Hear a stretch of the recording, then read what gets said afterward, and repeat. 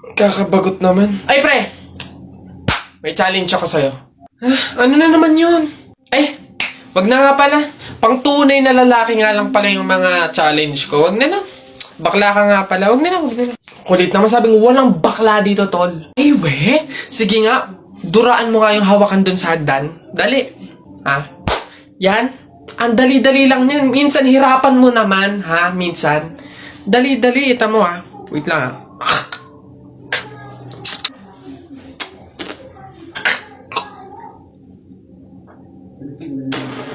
Ayun. Sabi na.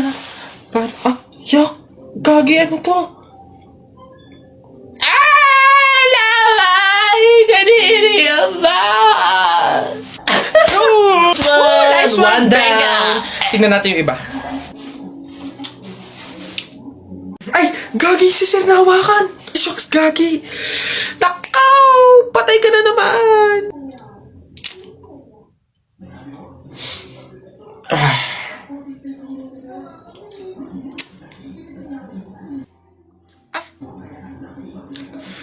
Pumunta kayo sa guidance. Nako, tita, condolence po. Ay, ba't ka naman nakaganyan, tutoy? Naka-asol ka pa. Alam mo namang ibig sabihin nun, pag may borol, masaya ka nung namatayan kami. Baka pwede magpalit ka, ha? Balik ka na lang ulit. Ay, ganun po ba? Sige po, pasensya na po, babalik po ako. Okay na po, tita. Ayun nga po, nalulungkot po. Ay, naku naman, tutoy. Nananadya ka ba? Nagpula ka pa talaga. Alam mo naman ibig sabihin pag nakapula sa burol, may galit ka dun sa namatay. Tuy, respeto naman. Pasensya na pero palta mo yan. Tsaka ka bumalik dito, ha? Nanadya Ay, grabe naman po. So, babalik na naman po ulit ako. Sige po, pasensya na po ulit. Sige po, wait lang po. Eto, tita, okay na po siguro to. Kumusta po? Tuy, nag-itim ka pa. Ano bang problema? Yung itim to, sa libing pa yan. Anong pinapakita mo? Anong pinapahiwatig mo na gusto mo nang alisin to sa amin? Na gusto mo nang ihiwalay tong pamilya namin, ha? Ay, hindi naman po sa ganun, tita. Sadyang hindi ko lang po alam na may mga color coding po pala pag may burol. Hindi ko po alam na may pamahiin po pala kayong sinusunod.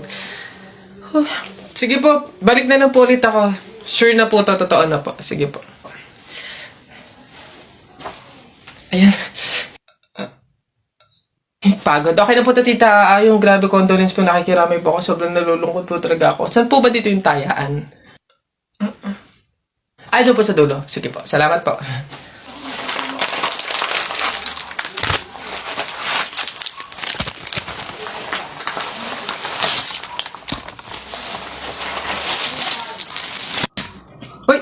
Hoy, anak, ano yung ginagawa mo? Bakit ka naman nag-uwi ng pagkain na galing sa burol ni tatay nyo? Dami naman nating pagkain dito, Nakakahiya ka. Tsaka alam mo, masama yan, ha? Ang pamahiin ng mga matatanda dyan kapag nag-uwi ka ng pagkain na galing sa burol, nakotsak may mga kapitbahay tayong mamamatay din.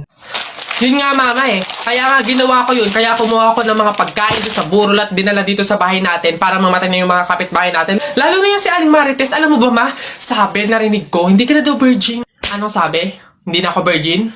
Kumuha ka ng karton tsaka ng sako. Pumunta tayo sa burol ni Kate nyo. Kunin mo lahat ng pagkain doon. Anak! Joshua! Oh, Nay. Magsilab ka nga doon sa harapan. Ha? Bakit naman?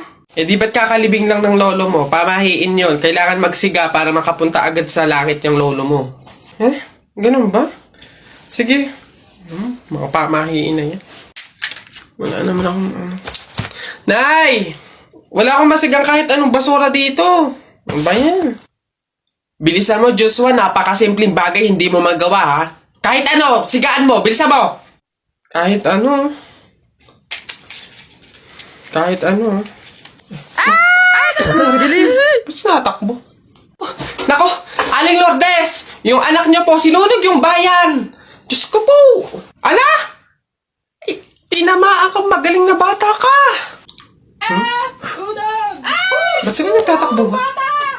Oo, naman ngayon. Pamahiin, di ba? Pamahiin, di ba? Kailangan sundin yun. Oo, naman nga to. Hoy, nak! Gumising ka. Ma, bakit? May dadaan na karon ng patay mamaya. Pamahiin na dapat daw walang tulog, dapat gising kapag may dadaan na karon ng patay. Kasi baka daw isama ka nung namatay. Sige ka. Makakauwi ko lang. Antok na ako. Nag-duty ako kagabi. Papaniwala sa mga pamahiin na yan. Ang kulit ng batang to. Bahala ka. Pag yung patay pinuntahan ka dito at sinundo ka, sinasabi ko sa'yo, bahala ka sa buhay mo. Bahala siya sa buhay niya. Wala akong paki sa mga pamahiin na yan.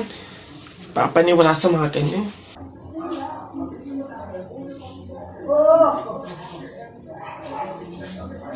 Ma, di ba sinabi?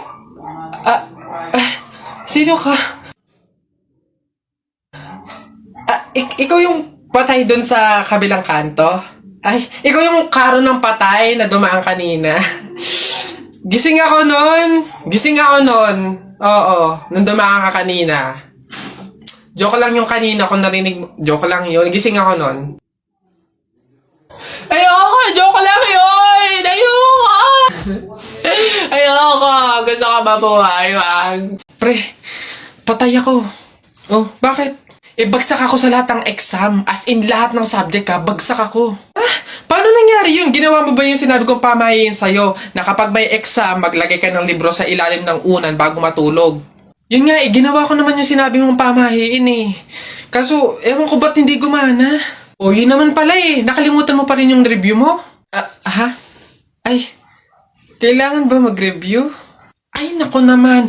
Naglalagay ng libro sa ilalim ng unan bago matulog kapag may exam para hindi makalimutan yung ni-review.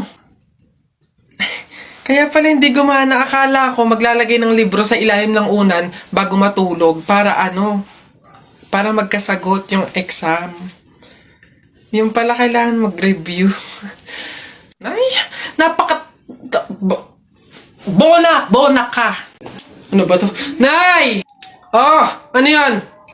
Nasa ba yung kumot nating magaganda? Ano ba tong kumot na to? Parang hindi pa kayo buhay sa mundo. Andito na to Ako ngayon tigil-tigilan mo sa kaartehan mo. Patuto kang magtsaga kung anong meron dyan. Ito, siya nga pala. Wow, bagong kumot? Hindi, dalhin mo yan sa mga bisita at dito sila matutulog. Ang daya naman, Nay! Nilalabas mo lang to pag may bisita. Para sa kanila ba to kaya mo binili? Aba, sasagot ka. Ay, Char! Excuse me. May tatanong lang sana ako. Ay, sige po. Ano po yun? Kaibigan kasi ako nung namatay. Ililibing na, di ba? Napansin ko kasi wala yung taga-sigaw. Wala ba kayong nilagay? Ay, bakit po kailangan ng taga-sigaw? Kasi di ba kaya siya namatay kasi pinatay siya? Nahuli na ba yung pumatay? Ay, ganun po ba? Hindi pa po nahuli yung suspect O, hindi pa pala. Ang pamahiin kasi dyan, para daw makonsensya yung pumatay dun sa tao, is kailangan pag ililibing na, maglagay daw ng taga-sigaw para sumuko na yung pumatay sa kanya. Sige po, ako na lang po, yung sisigaw. Ay, ikaw na lang. Sige, mabuti. Ayos, sige.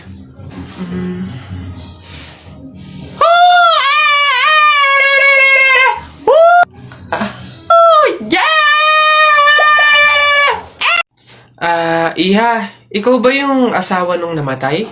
Ay, opo, ako po. Bakit po? Gusto ko lang sabihin na mamaya sa libing bawal kang kasunod sa prosesyon ng patay. Ay, bakit po? Pasensya na Iha kasi di ba pamahiin na kapag daw kasunod sa prosesyon ng patay yung asawa, maaari daw na siya yung sumunod na mamatay. Maigi na yung nag-iingat. Ay, opo nga, mas mabuting sundin na lang po, no, kaysa may mangyari pang masama. Sige po, gagawin ko po. Oo, kaya siguro dumaan ka na lang sa ibang lugar para makapunta dun sa sementeryo. Wait lang po. Hello, ate! Oh, hello, bakit? Ano ba, nasan ka na? Ililibing na tong asawa mo, Ay, pasensya na ka mo kasi may sinunod pa akong pamahiin na dapat dumaan muna ako sa ibang lugar para makapunta sa sementeryo. Hintayin ka mo ako dyan mga 4 hours.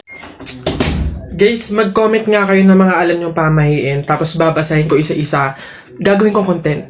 Dali, wala na akong maisip na pamahiin. Naubos ko na ata lahat. Dali na, wag kayong madamot. I-share nyo yan. Lagi nyo sinasabi na pangit ako? Akala nyo ba hindi ko kayang patunayan na mali kayo, ha? Watch and learn. Hello po. Uy, Pogi! Ano hanap? Bangus, tilapia. Mura na to. Uy, grabe. Uy, Pogi! Bagong! Kakagaling lang ng Cebu. Bago lang to. Dali na. Uy, timbangin mo na yan. Biling ko na yan lahat. Oh, sige na, makakauwi ka na. Biling ko na yan. Oh, Pogi! Prutas, bili na. Bagong pitas to. Dali na. Pogi-pogi to talaga. Yan din. Pakiyawin ko na lahat yan. Panda! Sige na. Ngayon yung sabihin pangit ako, ha? Nak? Oh, Nay, bakit? Mamaya, ilabas mo yung mga sopas at dadalaw do dito sa burol ng lolo mo si Ate Telay mo. Ha? Si Ate Telay ma, yung ang anak is si Jacob? Oo, bakit? Naku, Nay, crush na crush ko yung dati pa. Wait lang, mag-ayos lang ako. Hoy, teka. Ha? Di ba sinabi ko na sa'yo, may pamahiin. Bawal magsuklay, bawal maligo, bawal magsalamin kapag may burol. Ha? Nay, ano ba yung pamahiin na yun? Hindi pwede.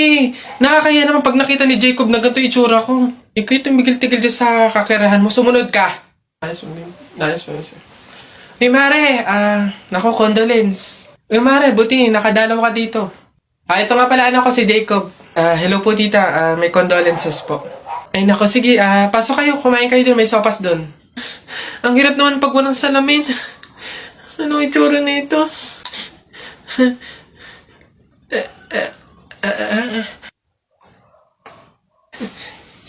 Hi, Jacob. Hi. Lintik na pamahiin na yan.